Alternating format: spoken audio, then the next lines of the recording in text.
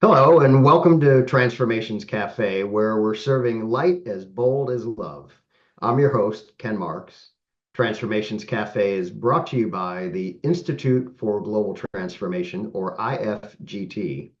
We're a nonprofit, all volunteer organization, and our vision is a world working together to utilize the power, love, and wisdom of higher consciousness to benefit humanity and the planet. Mission is to support transformations in consciousness and in the way humanity interacts with one another so as to bring about positive change in the world individually and collectively.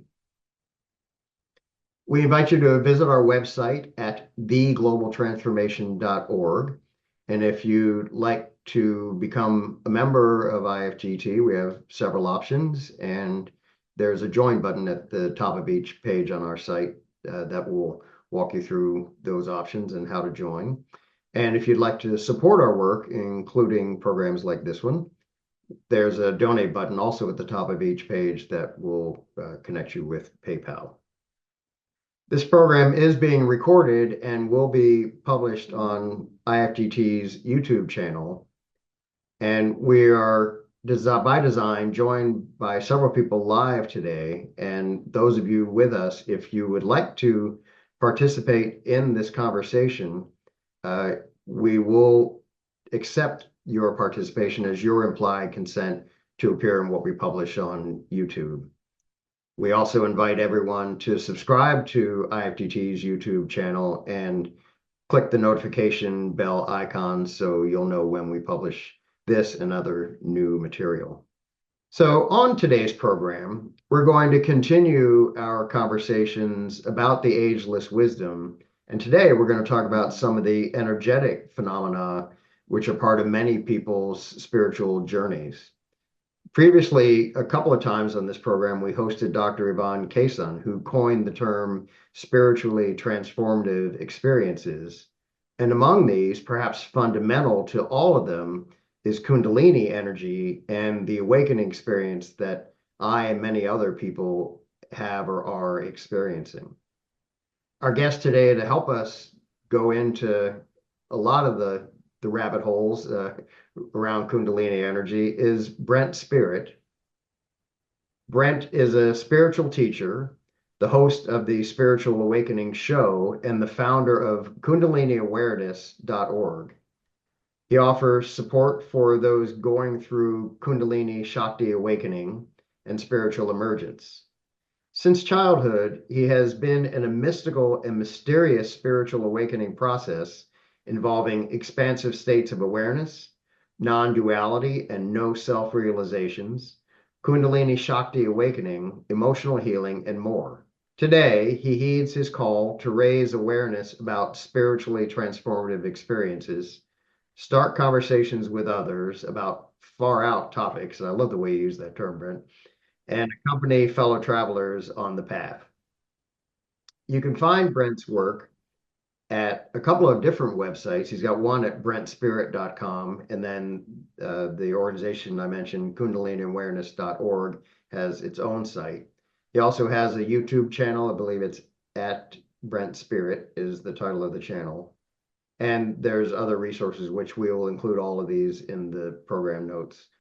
I had the pleasure of starting to communicate with Brent shortly after I saw him give a presentation on this topic, this year's Spiritual Awakenings International online conference.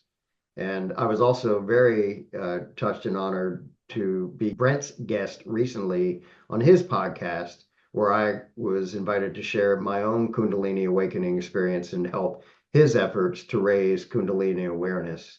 And that is currently published on Brent's YouTube channel.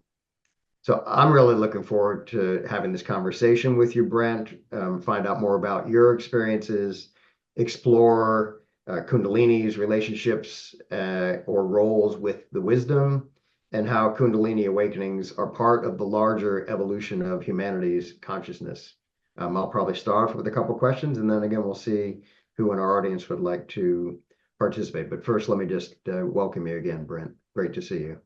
Ken, thank you so much. This is a very exciting opportunity, and thank you to all for joining. I'm really looking forward to seeing where this goes. Yeah, thank you. So why don't we start off, Brent?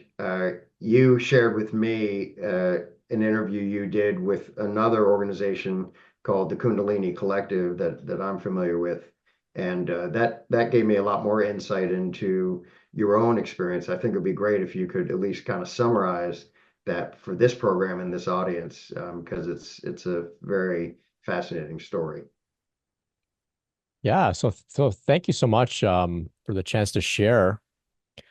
I'll fly through a little bit about my journey because I'd love to get into some of the questions you may have and some topics that the audience may have to talk about. But when I was a young kid, I remember being able to go into my bed at night and go into a sort of expanded state of consciousness. Of course, I didn't have the language for that at the time. I just felt like I was in outer space and it was very free. I could see my thoughts arising and passing away, and I could kind of just play with them. I didn't take myself to be the mind. Felt very um, unattached or unidentified with the mind or the body. As I got older, I began to experience trauma. I began to experience, the general drama of going to school and becoming an adolescent. And it felt as if every time I experienced some difficulty, there was a contraction of that expanded state of consciousness. And before I knew it, at about age 13, 14, 15, I was fully identified with my mind, fully identified with my body without any access to that great spaciousness. And so I can only describe it now looking back as I felt like I was suffocating. Hmm. And at this time, I became very cynical. I was raised Catholic. I began to question the religion. I turned towards atheism. I turned towards science. It seemed to make more sense to me. It had some more answers to questions that I was looking for, but it didn't answer, this depression and this anxiety that I began to feel. A meaninglessness, feeling very lost, without purpose, without structure. So eventually at 15, I learned, okay, well, science is backing this practice of meditation. So why don't I sit and try this? Maybe I'll feel better from my anxiety, my depression. So when I sat to meditate, I didn't have much of a spiritual inclination. I was just engaging in it as a practice to calm down. So when I sat, my spine began to move on its own, kind of back Hmm. and forth, my neck. It was very spooky. It was like something completely took over my body. And I tried to stop it, but I couldn't stop it until I opened my eyes. It came out of this first meditation. And my meditation at the time was just very innocent. I heard it was about turning inwards. So I turned inwards and then the spine began to move on its own. So, of course, looking back now, I can say that these were spontaneous kriyas, very common Hmm. with Kundalini, spontaneous movements. So this was what began to happen to me. I said, okay, that's strange. That's unusual. I don't know what that is. I'm not going to do that anymore. And I just went about my life. But I found a lot of value in practicing mindfulness, being in the present moment. And I said, I'll continue with mindfulness practices. So I continued to focus on being in the present moment. I began to develop awareness about the thoughts in my mind. I began to understand that I didn't have to identify with the emotions I was feeling. And I began to practice this more and more. And I found the work of Eckhart Tolle, The Power of Now. It's very, very pivotal work for me. Then I began to explore further and I saw that the traditions of yoga, of Buddhism, Taoism, we're all talking about very similar things. And so this is how I began to practice some of those traditions. And you mentioned about the wisdom, right? The ageless wisdom. So these are the things that I was practicing, the wisdom.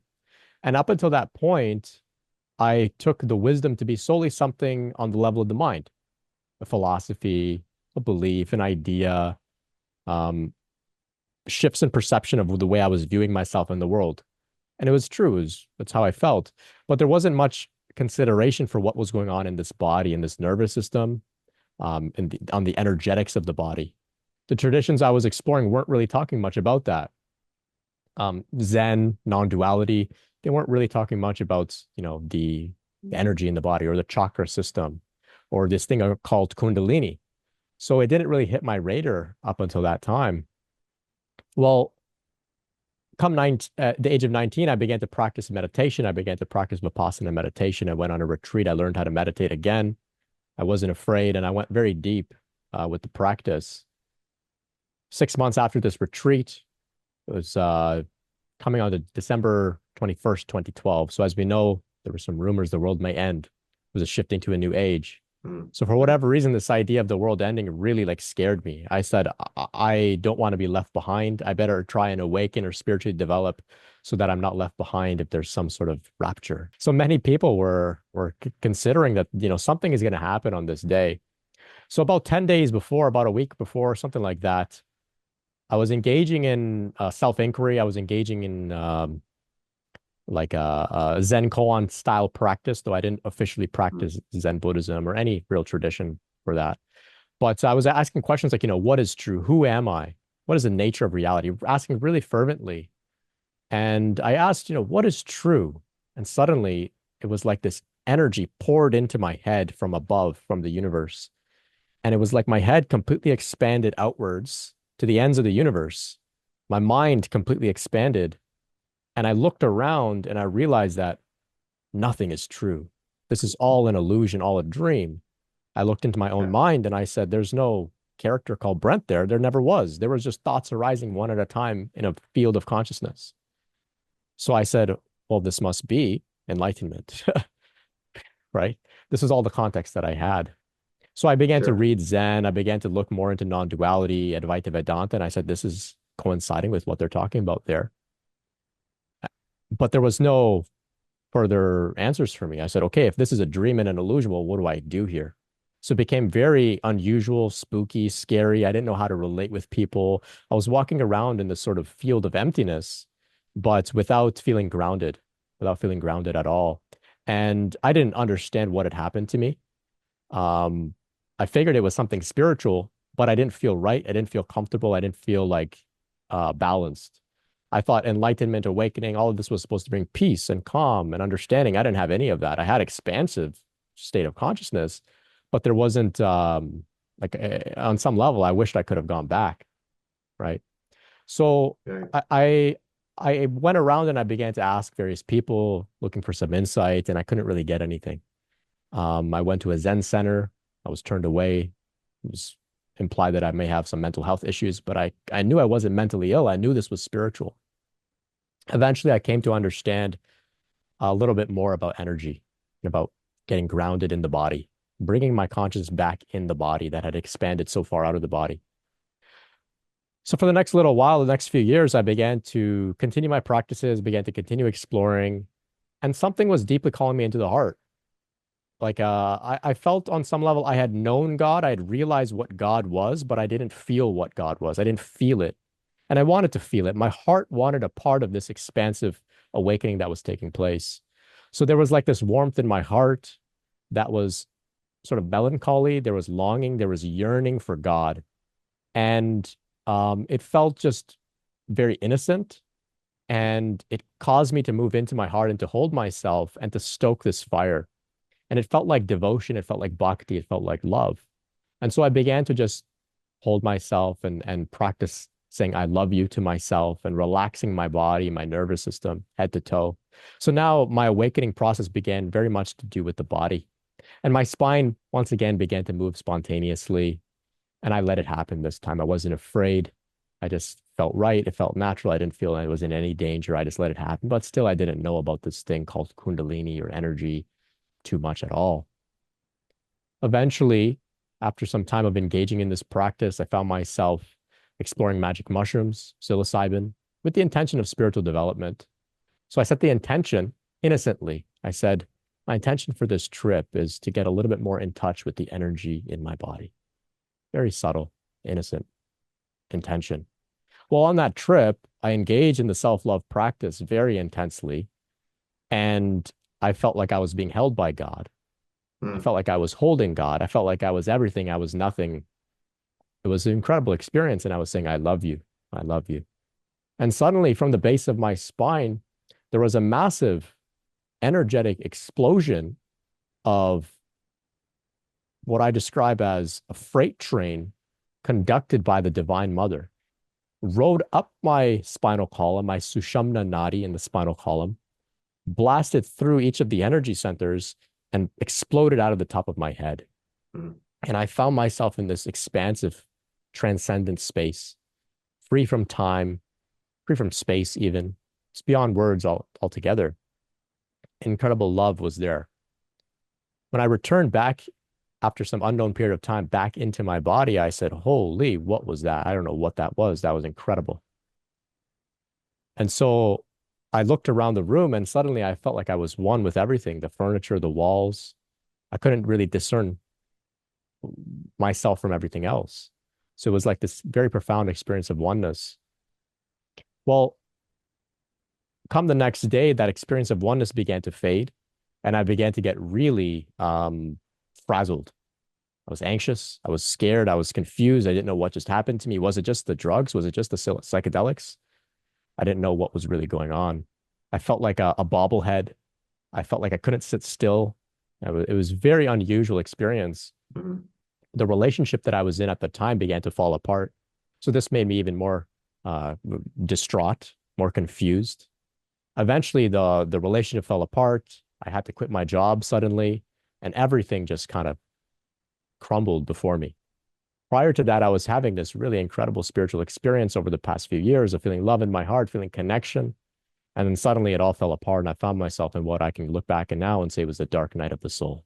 Mhm. It was the purification period that comes with Kundalini awakening. So as this energy awakens, it rules through the system and it can stir up emotional content, trauma, memories, karma, samskaras, vasanas, many different ways of talking about it. But all of this stuff began to surface from my past. And so I said, okay, well, what got me here was practicing the self-love. So I'll continue with that. And so I continued to practice in saying, I love you, no matter what I was thinking, feeling, or experiencing. Any thoughts would come up, I would say, oh, I see you. Thought, I love you. I'm not here to fight you. I'm not here to put you, to make you go away. Any emotions, memories, I loved it all. I just kept practicing this I love you practice. And all sorts of really far out things began to happen to me. Encounters with spirit guides and past life memories and out of body experiences and all sorts of weird, unusual phenomena. It's very common with Kundalini awakening. Uh, After some time, I described some of my experience to a friend, and she said, that sounds like Kundalini awakening. I heard Ram Dass talking about this. Why don't you check out this talk where Ram Dass mentions it? So I listened to this talk and I said, oh my gosh, I had a Kundalini awakening. That's what I was experiencing. Mhm. Finally, I had, was able to put the pieces together. So from then, I understood what was going on. I had some context for what was happening. I wasn't feeling so confused or victimized by this whole challenging experience. And I began to feel more and more stable, more and more grounded, more and more present, more and more connected, more and more intuitive, more and more relaxed. So I spent the next little while getting back grounded in my body. I acknowledge, okay, I've had a pretty profound spiritual awakening transformation ever since, about age 15. But I have no direction in my life. I've got to establish some sort of worldly purpose, career, livelihood. So this time I began to feel very creative, and I picked up the camera. Eventually, I was, found myself running a photography business, very fulfilling. And I told myself I'm going to stop thinking about spirituality, stop meditating, stop reading, stop talking about this, and just focus on being Brent in the world. So that was what I did for about a year. Felt great to get grounded. Come the end of 2019, I was called spontaneously, intuitively, you could say, through the flow to smoke a joint of cannabis. So cannabis, of course, is legal here in Canada. And I had a joint, must have been sitting in my room for about a year or so. Wasn't really something I was interested in, but for some reason I was called to it.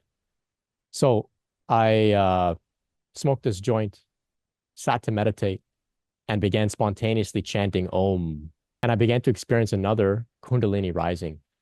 I was engaging in spontaneous breath work, spontaneous mudras, spontaneous bandhas were happening to me. And this very gentle now, this time, this energy began to rise and it pooled into my brain. And I found myself feeling incredibly expansive, very peaceful, and in the presence of the Divine Mother Shakti.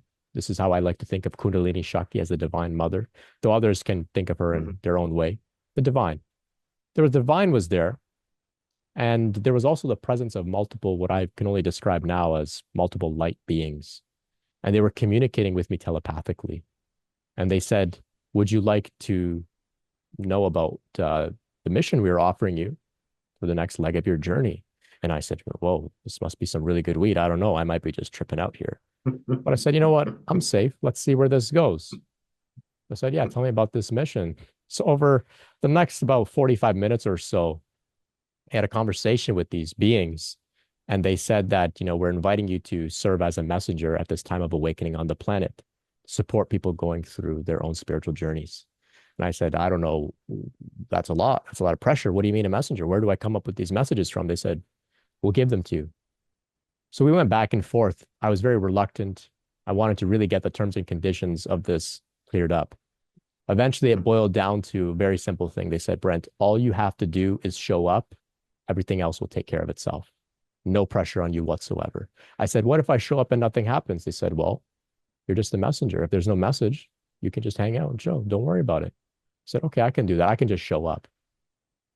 So a few weeks later, I said, maybe that was nonsense. Maybe I was just tripping out. If so, no big deal. No big deal. Life goes on.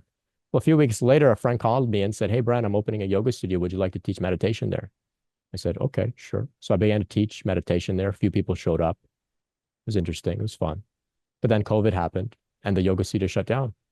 So then what happened was I sat in front of my camera or my microphone and I began to speak, and words were coming through, ideas were coming through to launch this podcast, the Spiritual Awakening show.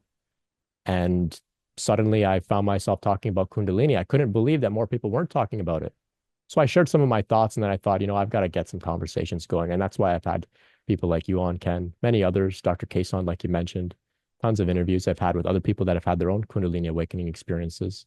I began to share, I began to present my own thoughts, and then I opened the floor up for others to share as well, because I don't claim to have all the answers about this. I don't think anybody does. I think this is beyond the mind entirely. It's at the leading edge of consciousness, so nobody knows really what this is all about. We're all here figuring it out together. And so I've just following the calling to show up, and this seems to just be happening on its own. And I'm humbled. Sometimes I don't even remember doing any of this. I sit here and I'm like, I don't even know how I got here. It's a very interesting thing. But this has been my journey, and that's been unfolding ever since. So I could pause there and let's see where the rest of the conversation goes. I hope that wasn't too much or too long. I not in my opinion. It was not. I think it's a fascinating story. It's even somehow more fascinating to hear it live than watch it recorded. A couple of things that I think might be helpful to amplify a little bit. At one point, you said maybe I'm crazy, but you had pointed out in other interviews and conversations that I've seen you in and that we've had.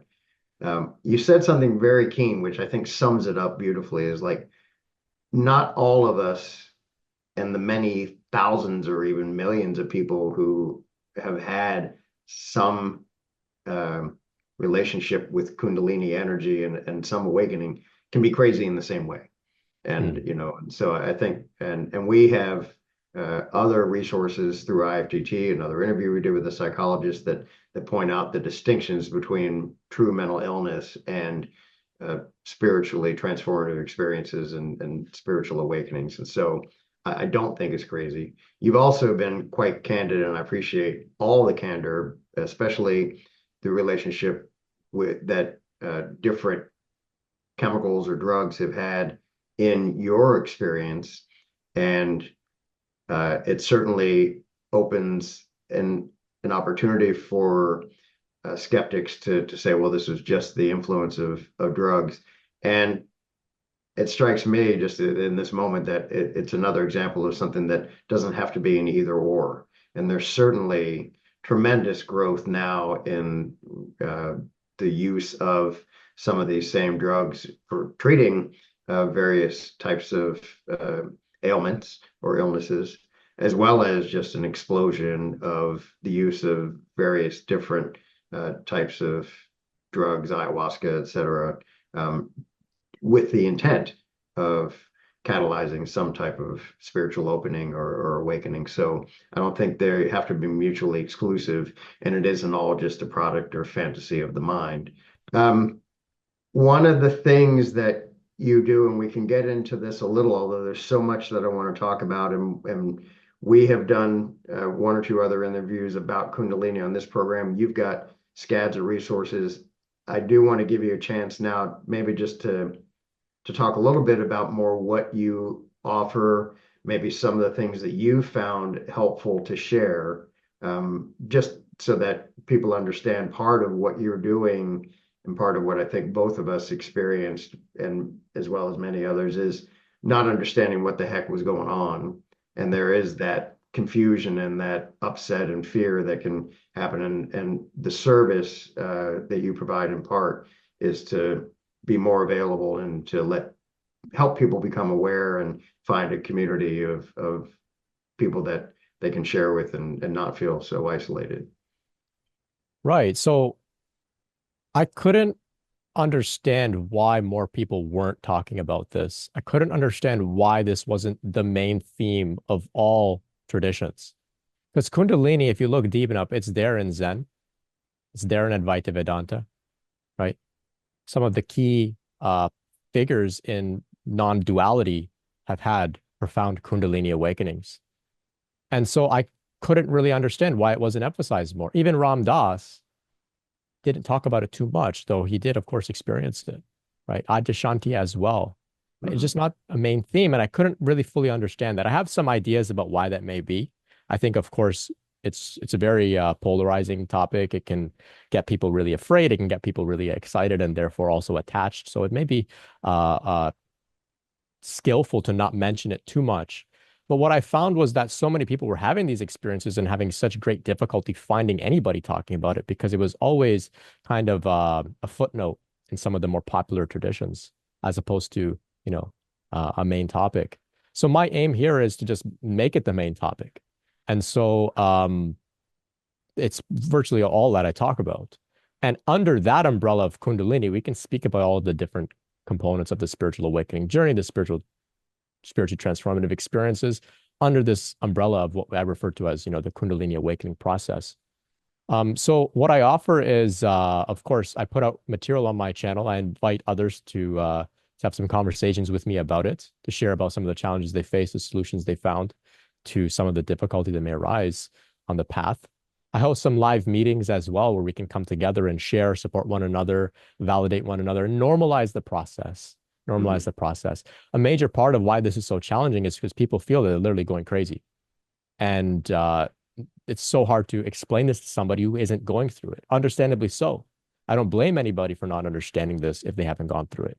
It sounds absolutely insane. And of course, now I'm also saying, hey, I was on drugs for some of these experiences too. It's so easy to just say, not only are you insane, you're like, a drug addict and you need to just, get some help. We did have a question in the chat just to confirm that, have you been able to get into the Kundalini state of consciousness or have some of those energetic experiences while you were not under the influence of any drugs, alcohol, etc.? Oh, yes, definitely. Definitely. Some of the most profound experiences I've had have been completely sober, or maybe I could say in altered states of consciousness induced by practices like meditation, for example. Mhm. So without the use of drugs. And, you know, uh, for years, I've been in an expanded state of consciousness, sober, right? As a result of the things that happened to me, of course, when I was on psychedelics. But I like to think that the psychedelics just served as a bit of a catalyst, Yeah. Yeah. bit of jet fuel at times. Though I don't, at this point, I don't actually recommend that people go out and use psychedelics for spiritual development. There's safer, more efficient ways to move, I feel.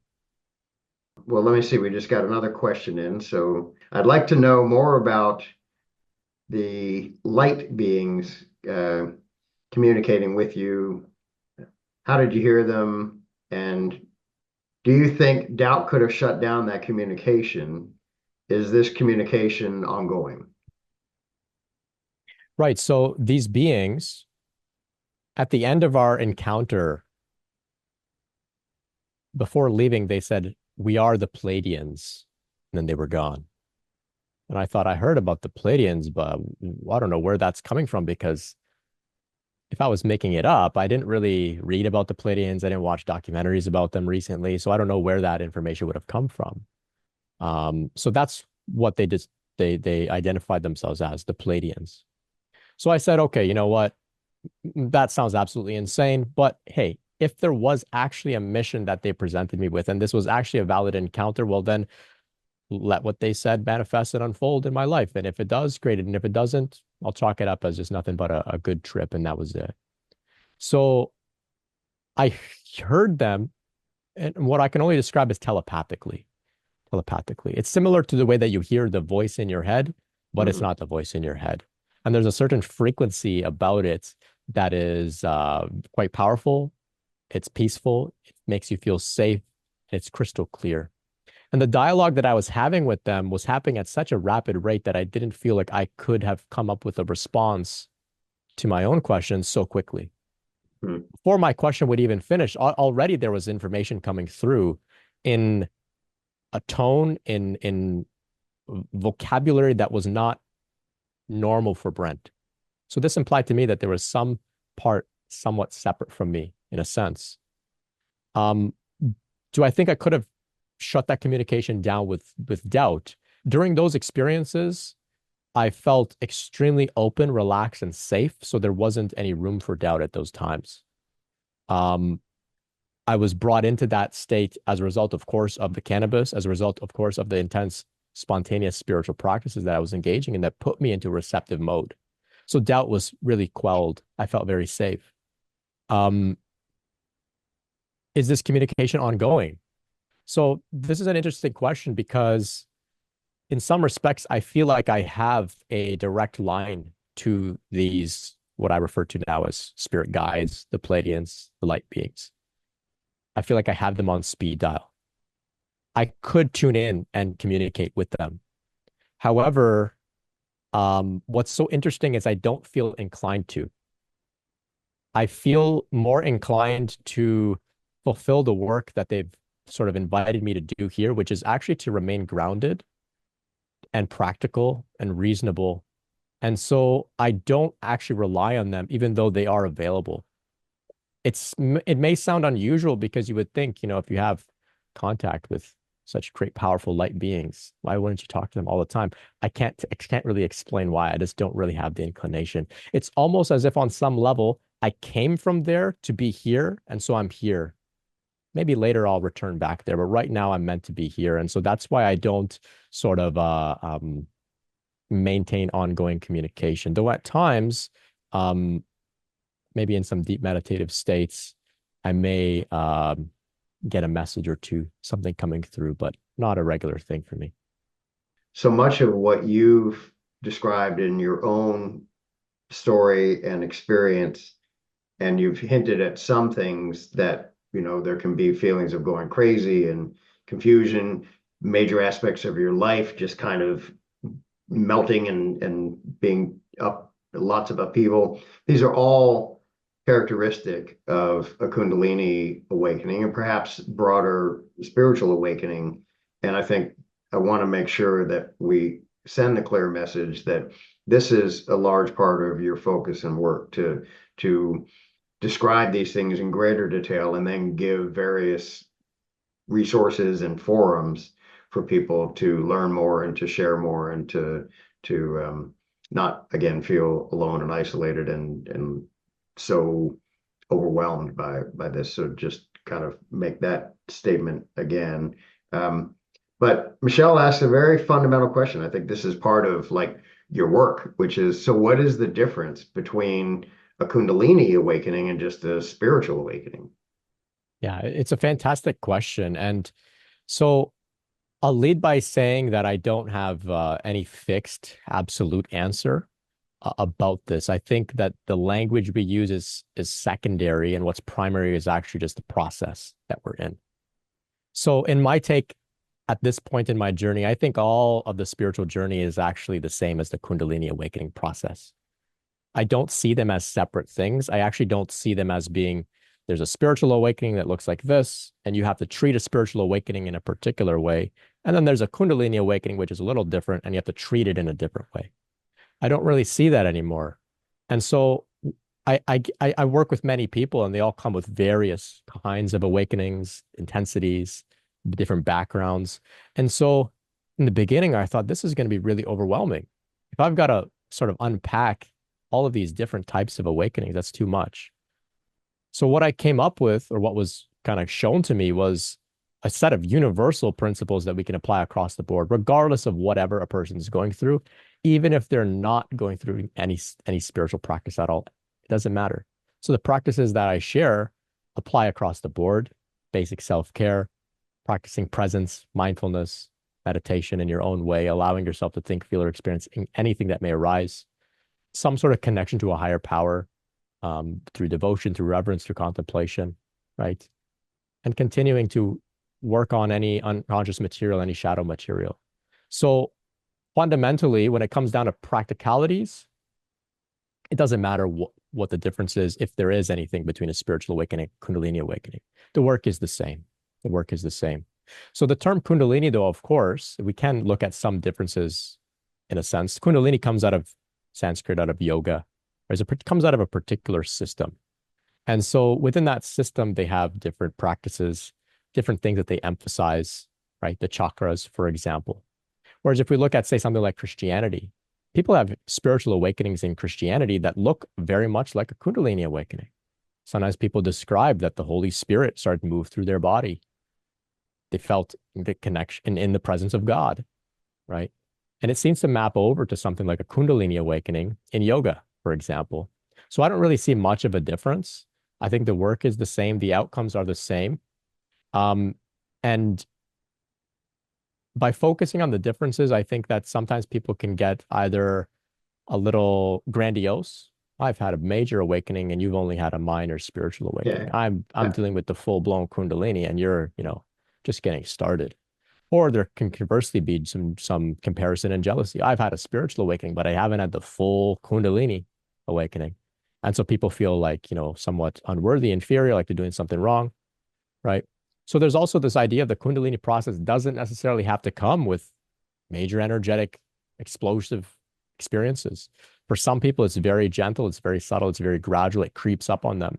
They find themselves in expanded states of consciousness and they can't pinpoint a significant moment that took place. They just look around and say, you know what? Things are different, but I don't know when they actually became different. Mhm. Just kind of creeps up on them. So this is why I'm very loose with the language, and I've taken it upon myself to actually be flexible and to meet people where they're at and use a language that they find they're most suitable to them.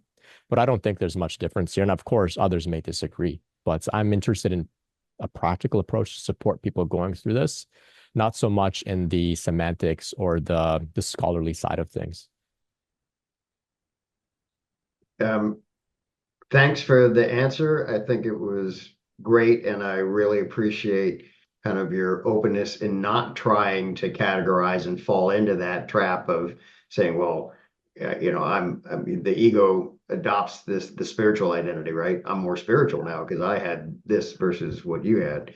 I'm curious if you would agree that my sense of it is that one can have a spiritual awakening without the Kundalini energy element. If you have a Kundalini awakening, it is a spiritual awakening. Mm. Okay, yeah. So what I feel like sharing now is that any shift in consciousness has to do with the same process, the same force that we would call Kundalini. Anything, because it's the whole system is this. This is an entire Kundalini system. This whole Uh-huh. universe is Shakti. So anything that's happening here is part of her dance, part of the expression of Shakti. So any significant shift, I think, has something to do with this Kundalini force. It's either guiding it, activating it, it's stirring, it's moving, something to do with it. Um, that's the way that I see it at this point. That's the way that I see it at this point. And I've heard some describe that the Kundalini awakening process actually begins the moment you begin spiritual seeking. Uh, Right. So yeah. any inclination towards spiritual seeking, now you're in a Kundalini process. And it may not look like what I described, energy going up the spine and stuff, but it seems like the entire journey is a Kundalini journey. This is the way that I see it now.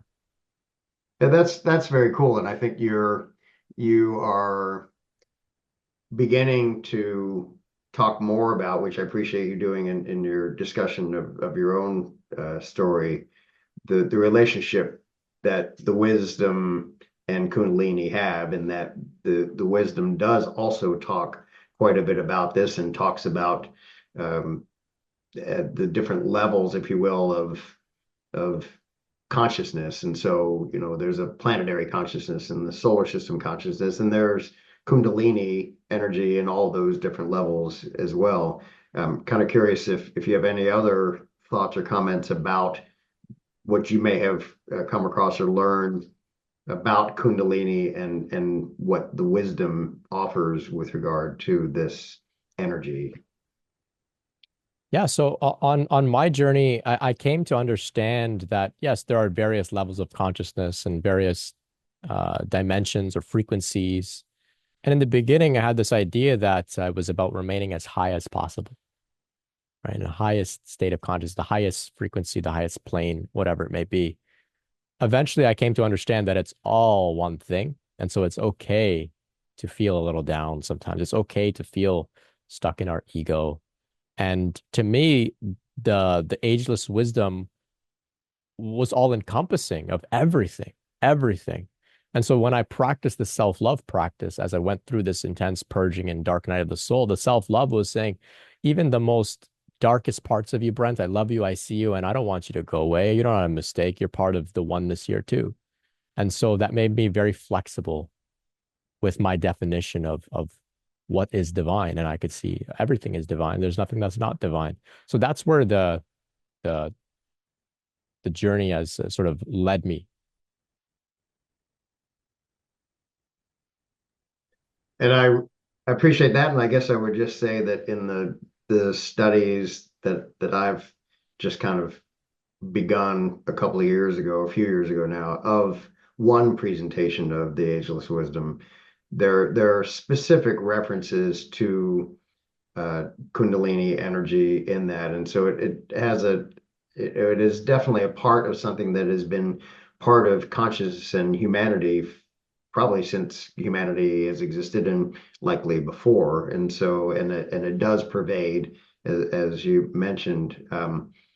This is not an energy to be afraid of, but it's also not something to manipulate artificially and to try to get um, produced in a way to kind of shortcut your experience or to maybe achieve something that seems ideal to our human minds, but it's something that is best left to emerge organically. Right. Yeah. This is my take as well.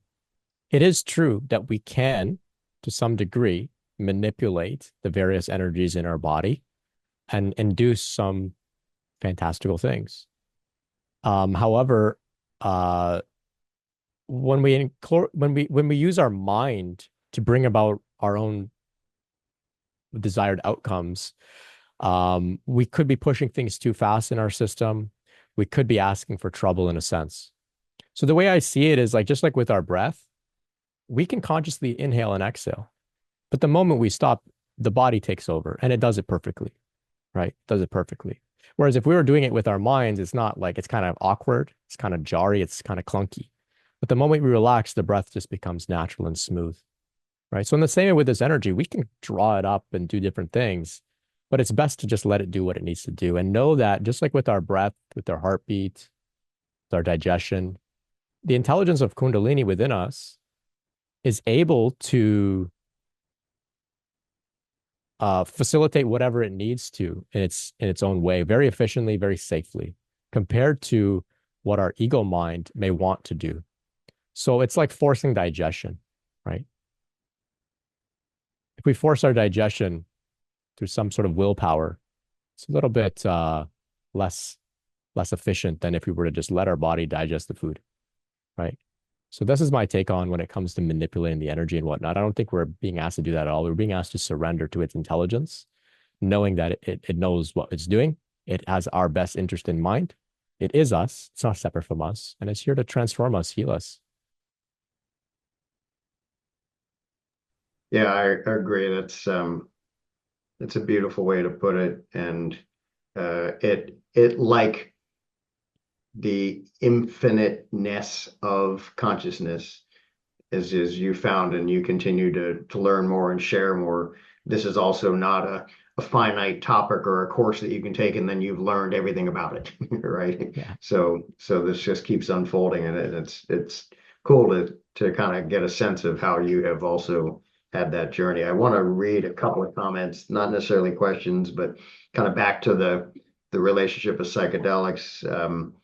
Dina added that psychedelics have long been part of shamanic experiences and journeys, maybe because they shut down doubt temporarily in our minds. And I think, yeah, that certainly can be a key. And uh, Tom has uh, offered something in the chat as well that I may butcher the pronunciation, but he says the Kung of Southern Africa know Kundalini. And so I think that points to the fact that, like the wisdom, there are phenomena and truths that are universal across time, cultures, geographic locations. And I think in a way that tends, at least for me, to help um, refine my discernment and say, okay, well, it's kind of like we said earlier, if everyone's having a very similar experience, probably not all going crazy in the same way. And so the fact that you have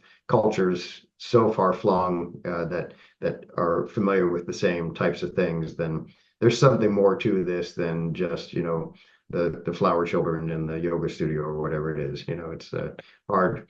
We have to kind of evolve past the skepticism and the fear of uncertainty and unfamiliarity. And I think that's a huge part of what your beautiful mission is. So very, very cool.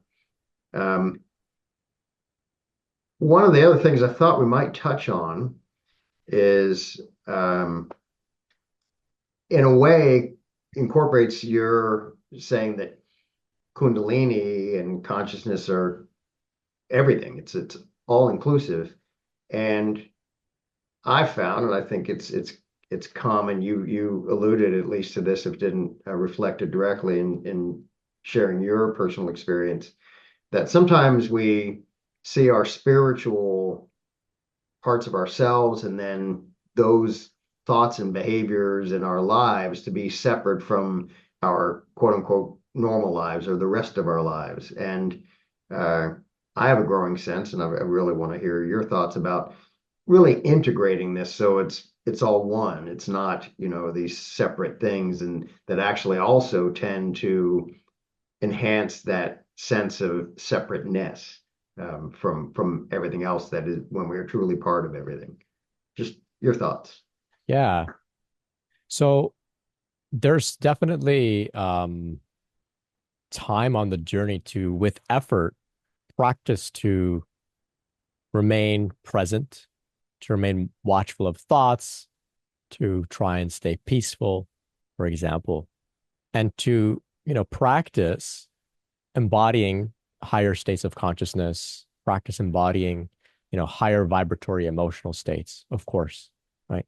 Eventually, there comes an even higher level where we recognize that there's nothing wrong with anything, even the ego. There's nothing wrong with it at all. Even if becoming fully identified with the ego, all good, all good, right? And so when I think about this topic of integration and embodiment, I think it comes full circle, where it's like we kind of return back to how we were before our spiritual awakening, where we're fully willing to be in the ego, because prior to our awakening, we were in our egos, and there wasn't this like spiritual sort of coach taunting us, saying like, this is ego, you better stop, right? We were just in it, and that was okay. So as we awaken, then we think, oh my gosh, that's ego. I shouldn't be in my ego. Mm-hmm.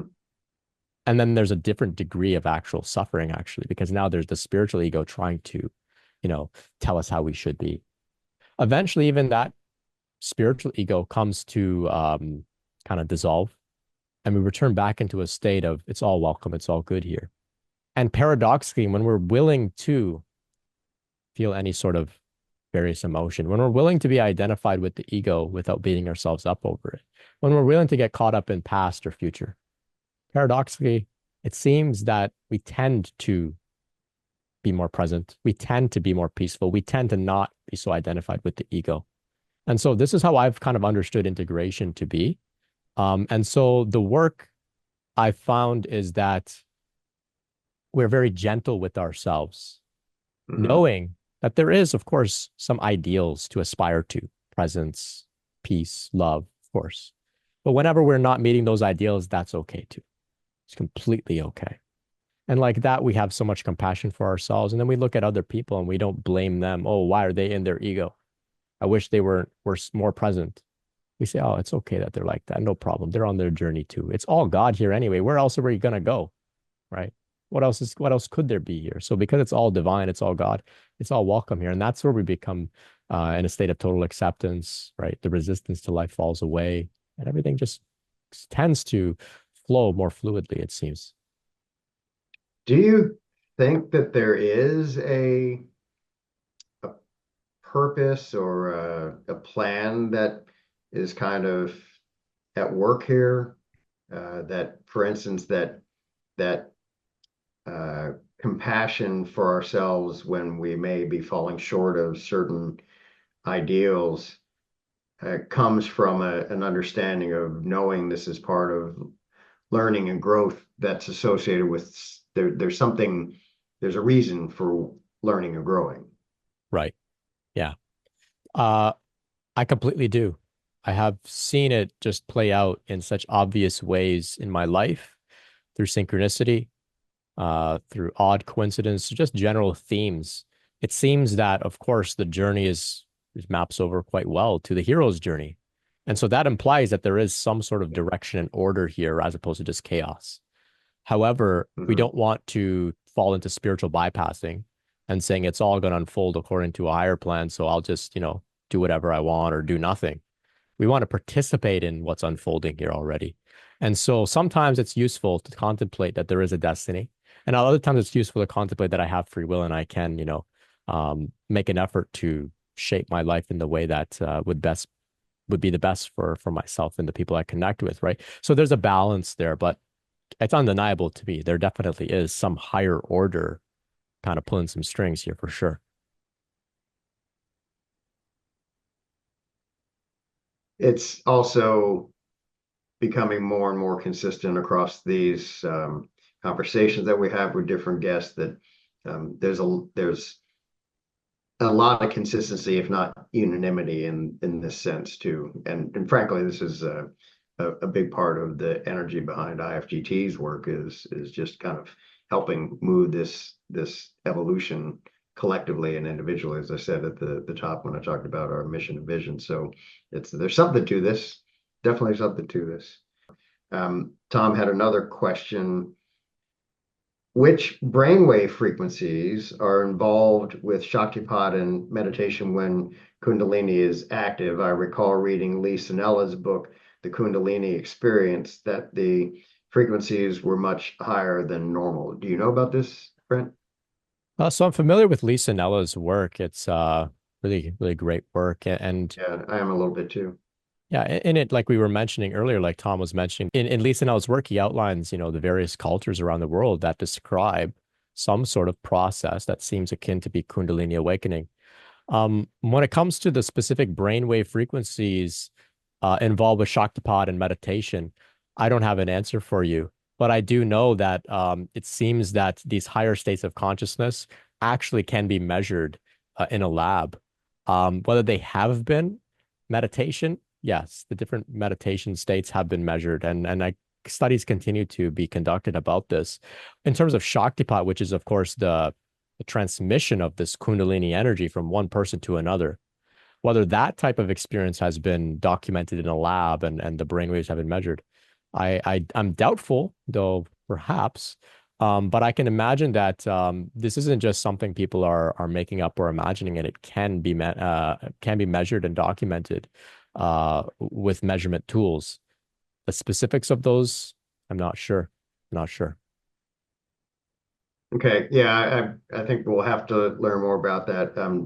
and Deborah has commented EEG waves and frequencies are still in the early stages of understanding between altered states of consciousness. I am just slightly familiar, having listened to other podcasts years ago, and I'm trying to remember the name of. There's a one researcher in particular at the University of Wisconsin.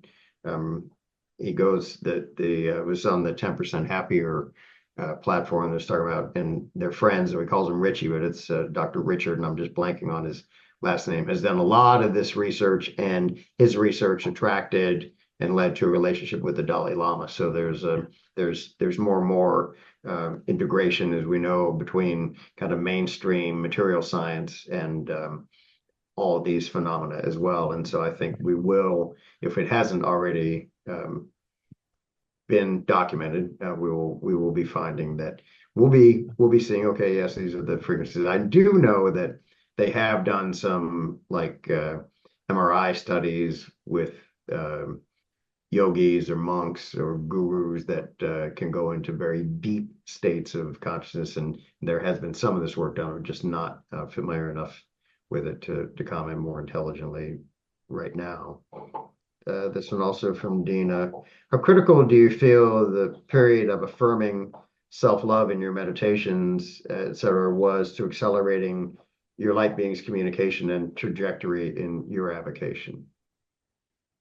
Well, I feel that it's been the most critical practice of my entire life was to hold myself and say, I love you to whatever was arising thoughts, emotions, experiences, sensations, parts of my system, my psyche, the inner child, whatever it may be.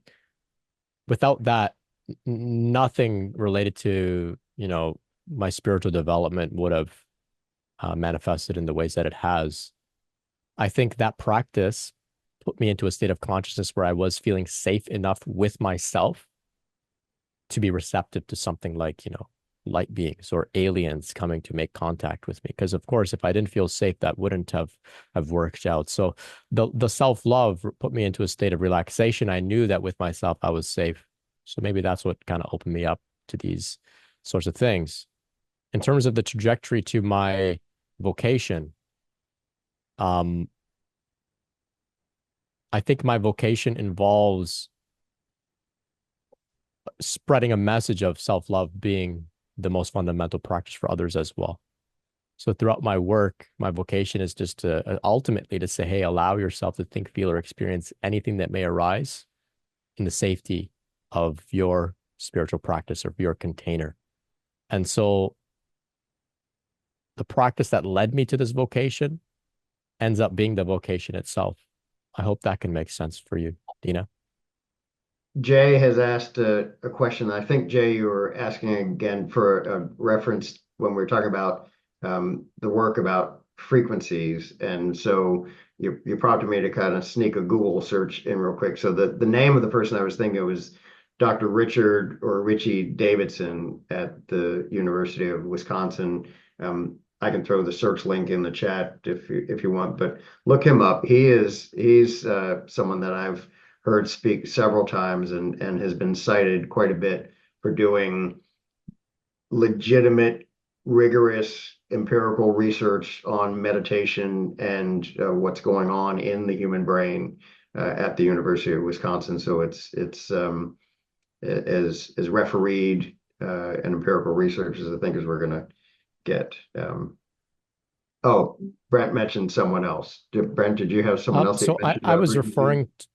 referring to Dr. Lee Sanella, which Ah, Tom had mentioned. I'm also familiar with some of the work that Shinzen Young has done. Um, there was a great interview with Shinzen Young, some other researchers, and a meditator, very, very skilled meditator, Delson Armstrong, and they document state of consciousness. Naroda Samapati, they documented this in a lab, a very deep state of consciousness. Lee Sanella.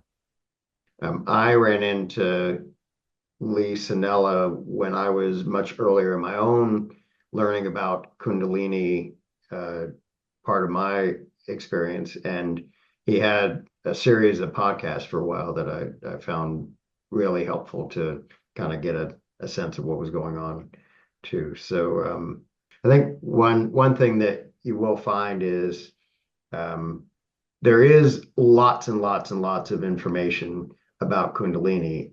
Brent has created a very different kind of resource that puts a lot of this together. There's a lot of information out there, and frankly, one of the services I see you providing, Brent, is this is a resource that I feel confident in advocating and trusting and supporting and sharing.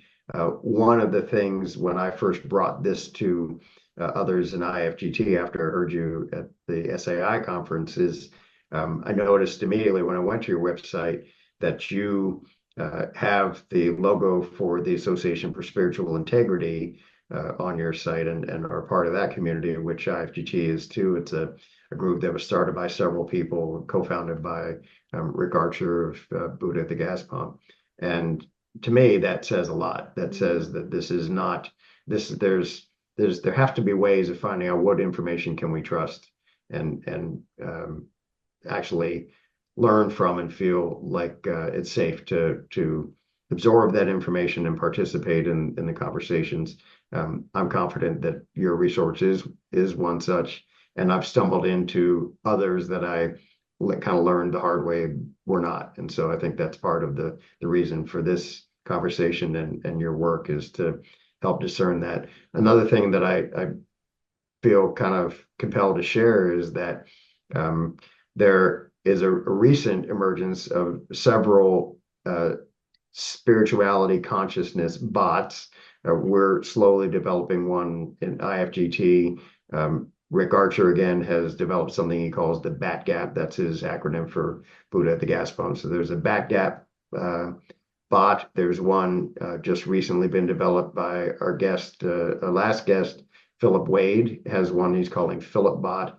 And these are AI tools that you can use to ask questions like some of these in our chat tonight and get great synthesis across a wide spectrum of spirituality, consciousness resources, not just like going to Chat GPT, but these are bots specifically intended for spiritual and consciousness inquiry. And they will direct toward other resources. And I wouldn't be shocked at all if your work will start popping into some of these answers because you're part of ASI, and it's something that again is this is a trusted resource to dig into some of this information more, especially if you're in any form of spiritual emergency and or crisis. I would highly recommend that people go to your site and turn there for some resources and hopefully some helpful guidance, information, counsel, etc. So Thank you so much, Ken. Yeah, not let that go. There's another topic I want to dip into because we already got into Pleiadians, and I felt like I should say that as I was saying earlier, respecting you for your matter of factness, your practicalness, your groundedness, I resonate with those values. I try to do my own exploration and spiritual journey with a groundedness and not just taking everything that I encounter as truth, but to try to discern and verify. And so talking about other cosmic beings isn't something that we've spent much time on in this program, and approach that with curiosity, and certainly appreciate your sharing that. And I think I've seen, actually, there's a great movie that's showing at some of the IMAX theaters. I saw it at the Texas State Museum about the J. Webb telescope and the development of that. And at the very end, they have some very prominent NASA and other scientists that were part of that project offering their opinions about whether there is other life out there. You know, this perennial question. And every one of the people they had in that documentary said, if you just look at the math, it's nearly impossible statistically, mathematically to say that we're it in the entire universe. So so the great possibility that yes, marijuana or not, you have had some contact with other beings. Sure, that's there. It's just I don't think collectively we've caught up with that, although we are catching up with that idea.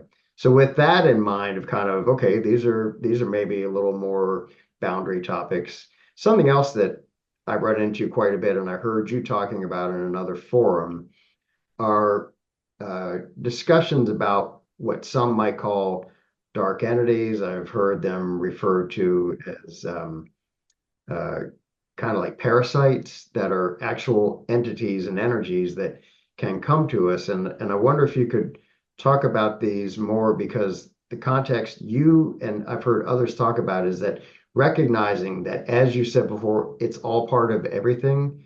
These are too, and finding the light within those is can be part also of this transformational process that we go through when we experience a Kundalini or a spiritual awakening. Hmm. So uh, addressing the topic of the extraterrestrial, extra dimensional beings, um, I just want to emphasize here that this is absolutely not the focus of my work. Been a major theme on my journey, but my work I intend really to help somebody who's had a very profound spiritual awakening to just return back into the world and give their gifts, and to be grounded, balanced. And so I often don't mention this whole theme with the aliens and whatnot at all. It's part of my story, so when I'm asked about my story, I may mention it, but it's not a major theme for me. And it's also not something I really think about. Like I don't think about this every day. It's just like not important to me. Mhm. What's important to me is being grounded and in the world here. So um about entities. So of course, throughout this Kundalini process, sometimes people have a phase where they may encounter various divine beings, angels, ascended masters, ancestors, gurus from the past, mystics, maybe Christ, maybe some sort of great yogi, right, may appear.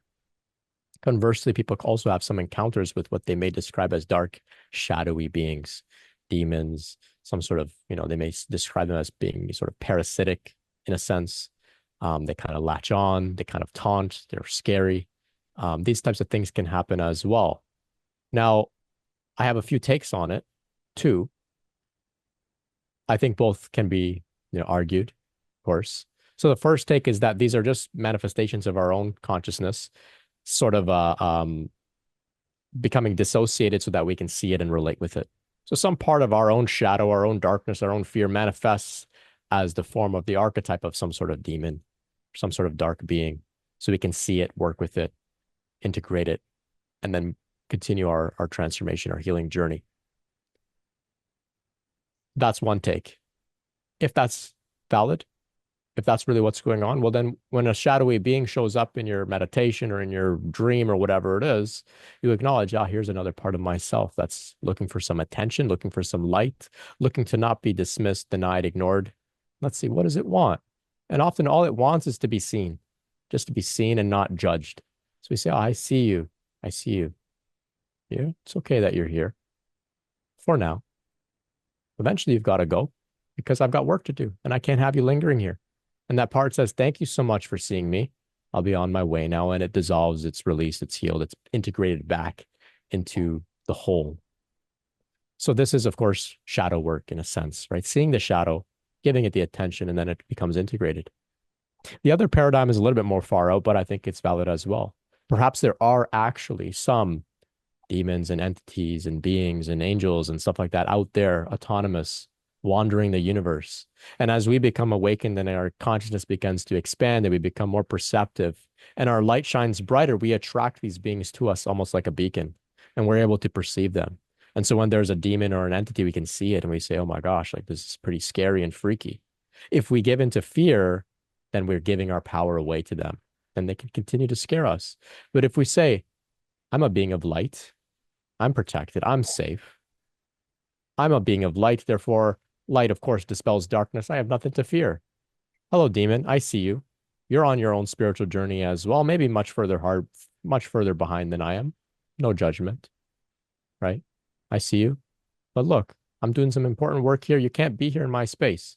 I wish you all the best on your journey. Continue ahead. Continue ahead. And it says, oh, okay, whoa, nobody's ever talked to me like that. Mm. Nobody's ever given me attention like that. I need to go find more of that. And then it goes away on its spiritual journey looking for more of that recognition, more of that unconditional love. And that's how that demon, for example, that entity can accelerate and ascend on the different levels of consciousness, looking for returning to wholeness because you gave it a little bit of a taste. But you also employed boundaries, which said, this is my space. You can't be here. I see you, but you can't be here. You must leave. And so it gets banished in that way. So this is a bit more of an empowered perspective than just saying, oh my gosh, there's demons, there's entities. I'm afraid, I'm powerless. We are spiritual human beings having a spiritual awakening, very, very advanced compared to some of the other beings that are out there in the universe. We're very, very advanced. It just, unfortunately, we don't always know that. We forget, right? We're quite advanced beings here, believe it or not.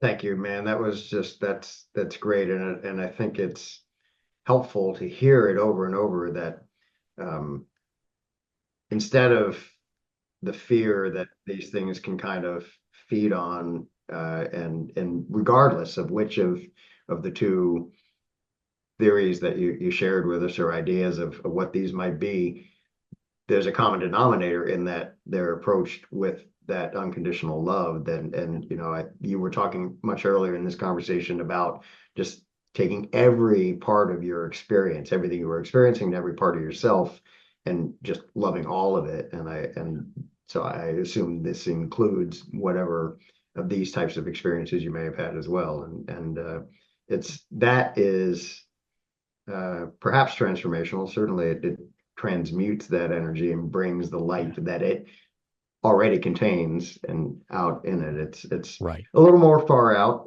perhaps, but and I don't know. Something compelled me to include this in the conversation, so hopefully Yeah. it'll land with at least someone else and find it helpful. Yeah.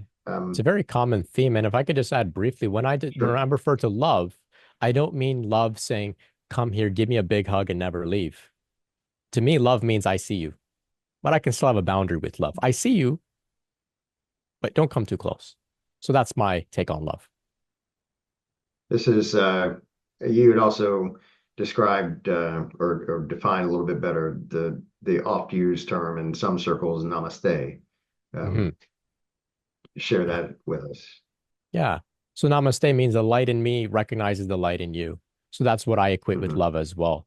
I say namaste to the demon. The light in me recognizes the light in you, but that doesn't mean come and live with me and stay here and latch onto me and, leech off me.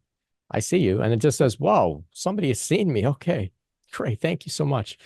And when you give somebody that type of love, you give a demon that type of love, they have the inclination to respect your wishes, which is, okay, I'll respect your wish to leave and they'll be gone. Right. That's what I've noticed. Yeah, and as you said, that with the idea, if these are parts of ourselves, part of our shadow or whatnot, that can also be just hugely um, powerful in giving those parts of ourselves attention and love. And if they are doubt or guilt, fear or shame or whatever those things are, to apply this same type of loving energy and seeing the light in those things. Often those things are the light in them is because they're there to protect us. Hmm. And when we see that and can express some loving gratitude and now thank you for your service and you know I need to move on now. I mean, I think it's a powerful experience. Is there always a dark night of the soul with Kundalini? Do some people avoid this? Hmm. So to me, the dark night of the soul is any period of time, could even be 5 minutes, where one feels abandoned by the divine, when one feels as if they've been betrayed, let down, alone, isolated, as if all of the great spiritual support has suddenly dried up and disappeared. Many people will experience some degree of that on their journey, right? We have a great expansive awakening experience. Everything is going great until something goes wrong in your life and you start to wonder, where's God? Where's the divine that I thought had my back? you have a question like that, that's an experience of the dark night of the soul. And it doesn't have to last long. For some, it can last years. For some, it can last a brief second. Whatever it takes before we remember that, where could God go? If God were to abandon us, that would mean God would leave. But where would God go? Where? There's nowhere else to go. It's only here. So no, God can't leave. God can't leave you. It's just a realization of that. And that's how we refer to, as I'd like to think, the end of the dark night of the soul. It says, God can never leave. So then there's deep trust that you're always, always supported by the divine, by God, however you'd like to think about it. So that's, what I think about the dark night of the soul. Some who haven't experienced it, they look back at their journey and they say, I don't know if I've really experienced that. Good. And don't be afraid. You may never experience something like what I described or what others have described. You may never, and that's okay. Don't anticipate it or worry or feel like it's coming. Can't settle in until, that passes. It may just never really happen to you in a really intensely challenging way like it does for some. So I notice some people get a little worried. They're like, yeah, I know, but I heard about this thing called the dark night of the soul. So, I'm waiting for that now. It never has to, doesn't have to necessarily come. Not like, not like that. Not like that. I think I want to add, Brent, to your great answer that one of the things that I think we can develop as we continue to kind of unfold is maintaining some awareness and some relationship to the witness or the observer, even when these very challenging times come, and to recognize it as part of the overall never-ending unfolding, and that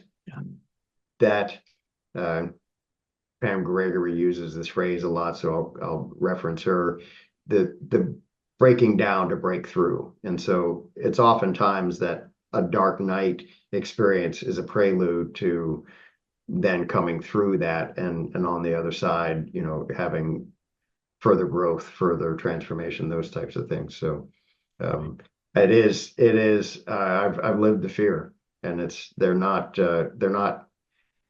anything that I would step up necessarily uh, naively volunteer for. But at the same time, I can say now that if I know that, okay, I'm going through another one of these cycles, and that when I get through it, it will be good. It sucks when you're in it, but at least having some trust and awareness that it's also like everything, nothing stays. It's everything constantly is changing, and so dark nights can't stay forever either. Are the Pleiadians a common theme for people who experience Kundalini? Yeah. So I don't think it's super common, as if to say everyone who has, some sort of Kundalini experience is going to have some encounter with, these Pleiadian light beings from the Pleiades. Um, but I'm not the only one. I could put it that way. I've encountered others that report very similar things. So it does seem like there's, like how we were discussing earlier, Ken, like we can't all be crazy in the same way, right? Mm-hmm. And I didn't have much at all to do with, the Pleiadians. And yet it seems like they made contact with me. And so somehow I've stumbled across other people who report the same sort of story. So to me, it seems to imply that there is some validity here, but not for everybody. And if it doesn't happen to you, doesn't mean you're doing anything wrong, doesn't mean that you're unworthy. It just, we've all got different missions and purposes and different guides and different themes. And for some, they are also supporting us, but behind the scenes, just to avoid maybe distracting us, startling us. But in time, maybe they'll reveal themselves, but maybe not. Maybe not. And that's okay too. Are you familiar with remote viewing? If you are, might it be used to treat the dark night of the soul by bringing one's consciousness to a siddha, or the the goddess Goed? I'm not familiar with that term, Goed. Hmm. So I can imagine that, when we're in the dark night of the soul, there's great, if not utmost, desperation and longing. And so if we have any practices that we can explore, remote viewing, sure, give it a try and see what happens, right?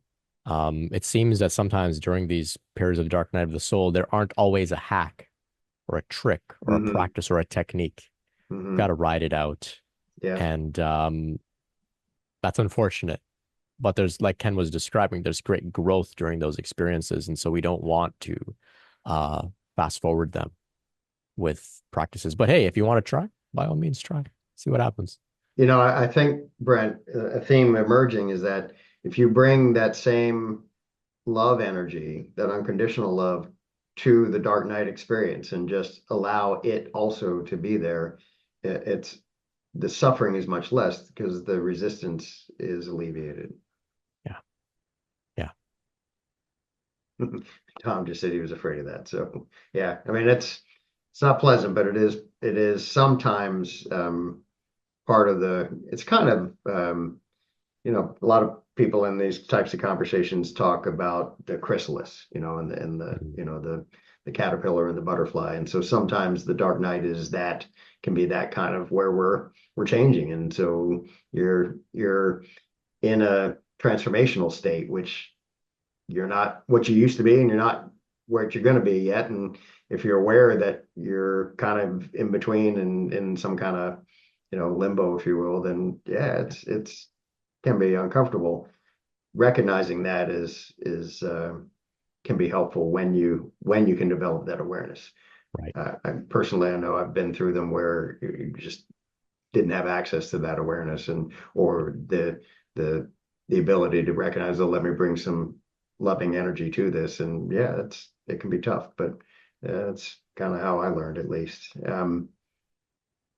Let's see. I wanted to just again um, see, do you have anything else you wanted to talk about that we haven't covered, including if you want to say anything more about your resources? I looked at some of your videos on your YouTube channel. I know you've got this great forum similar to this, a live Zoom that you do at some regular interval, Kundalini After Dark, which it was pretty cool to listen to a couple of those episodes. So anything else you want to talk about what you're doing, or any other topics we haven't covered? I think we've covered a lot, Ken. Thank you so much. And thanks for everybody for your great questions and comments. Um, so, like I mentioned before, I'm not the final word on this. I like to think that I'm here to just start some conversations. And so I host regular meetings with the community live on Zoom, where we exchange some ideas, some thoughts, some questions. So I have Kundalini After Dark. It's a bit of a laid back conversation. We pick a different topic every meeting and see what comes up. I also host Kundalini Q&A meetings on Zoom as well. You can find out about these meetings at brentspirit.com. I'm also available for one-to-one support if people would like to go and meet with me and go deep together. Um, as well, I have a website called kundaliniawareness.org. And so I was inspired to create this website, of course, to uh, facilitate this mission of raising awareness about this process. So kundaliniawareness.org has a few pillars. The first pillar is a directory of licensed mental health professionals with Kundalini awakening experience. So often people say, I would love to open up to my therapist about this kind of stuff, but they don't always understand, or I'm, uncomfortable, or, maybe they'll think I'm crazy. Well, fortunately, we've got this directory where there are mental health professionals from around the world with Kundalini awakening experience that, of course, are there to validate you, support you, and just to say, hey, you're not alone, you're not crazy, and we can talk about these challenges together.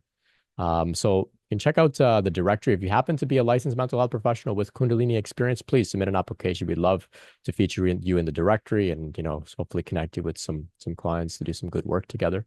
We've also got a collection of stories of individuals that have submitted about their Kundalini awakening experience. So you can read some of those stories, you can maybe see yourself in some of them, learn a thing or two about how people navigate the challenges. We've got many resources as well, some other peer support groups as well. For example, the Kundalini Collective, like Ken mentioned earlier, and some others as well, like When Lightning Strikes. And uh, more to come as well from the website, kundaliniawareness.org. It will continue to grow, and I appreciate everyone's support. Really do. Yeah, this has really been great. I do, since we've been getting to all the questions, Tom did ask one more. So we're back to the topic of dark nights. You just wondered, what do you think of medications to help maybe when you're going through a dark night? Yeah, so of course, I'm not really equipped to offer medical advice, but I can say that if the doctor prescribes some medication, I don't think that it has to be counter to the spiritual development. I think medication, like anything, can be used for spiritual growth and development. Could perhaps create a bit of a buffer, create a bit of a space around which you can process your thoughts and emotions more easily. Can maybe shift some of your energy levels, things like that. Um, Medication has been used all around the world, right? In the form of herbs, in the form of psychedelics, all sorts of things. And so today we have great science and pharmaceuticals here to help us. And so I'm not against it per se, but of course you must consult with your doctor and see what they have to say. I know some great spiritual teachers that have been open about their own use of medication as well to navigate some of the challenges that they're going through. And so that's revealed to me that you know, we don't have to take any hard stance against these things. We kind of have to feel it out and go on our own journey for sure. And I think we have to, this is an inward process in part, and learning to ask our own self and listening to our higher self and our hearts about some of these things, because there isn't a pat answer, right? And so for some people, it may be necessary they can't absorb the full force of a dark night experience all at once, and they may need something. Others may not, and some may find that it's part of their own unfolding to have a period and then learn how to master that matter without the use of something outside themselves. So it's we often hear this. If you've seen one Kundalini awakening, one spiritual awakening, you've seen one. Yeah, I mean, there's there's just so many. So uh, and so also we have a compliment from Jay, just applause and appreciating the directory that you're putting together. So yeah, I think that's a great resource too, a wonderful resource. Um, Nothing else has come up. We've had a wonderful about 90 minutes here to explore this.